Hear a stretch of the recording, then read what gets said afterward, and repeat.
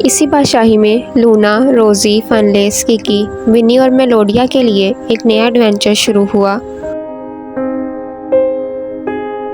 वहाँ एक पुरस्कार नक्शा दरियाफ्त हुआ जो दोस्तों को फन और तख्लील की छुपी हुई दुनिया की तरफ ले गया। आर्ट की दुनिया जादुई पेंटिंग्स, तख्लीकी मखलूक़ात और छुपे फनकाराना खतरात से भरी पड़ी थी। दोस्तों ने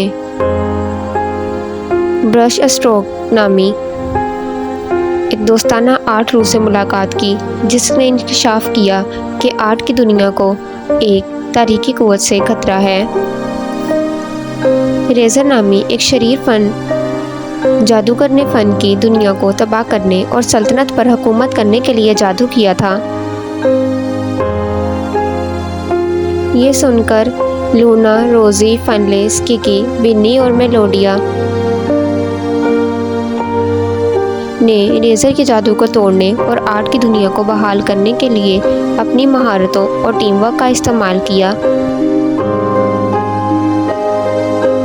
आर्ट की दुनिया में सफ़र करते हुए उन्होंने छुपे हुए आर्ट के शहर, कदीम शाहकार और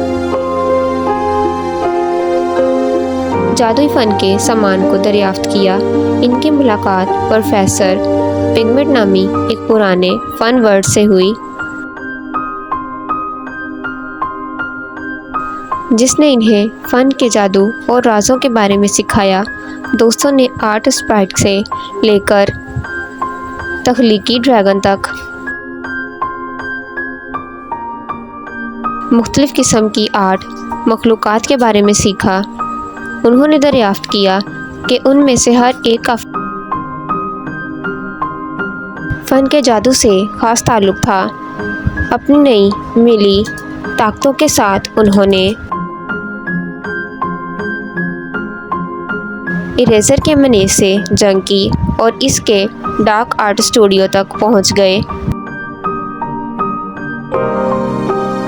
आखिरी जंग में उन्होंने इरेज़र को पीछे छोड़ दिया और इसके तारीखी जादू को तोड़ दिया, जिससे आर्ट की दुनिया और बादशाही में अमन बहाल हुआ। बादशाही के बच जाने के बाद दोस्त हकीकी दुनिया में वापस आए। एक बार फिर हीरो के तौर पर उनकी तारीफ की गई। उन्होंने आर्ट की दुनिया को तलाश करना जारी रखा, इसके राज़ों और जादू के बारे में मज़ीद मालूमात हासिल की।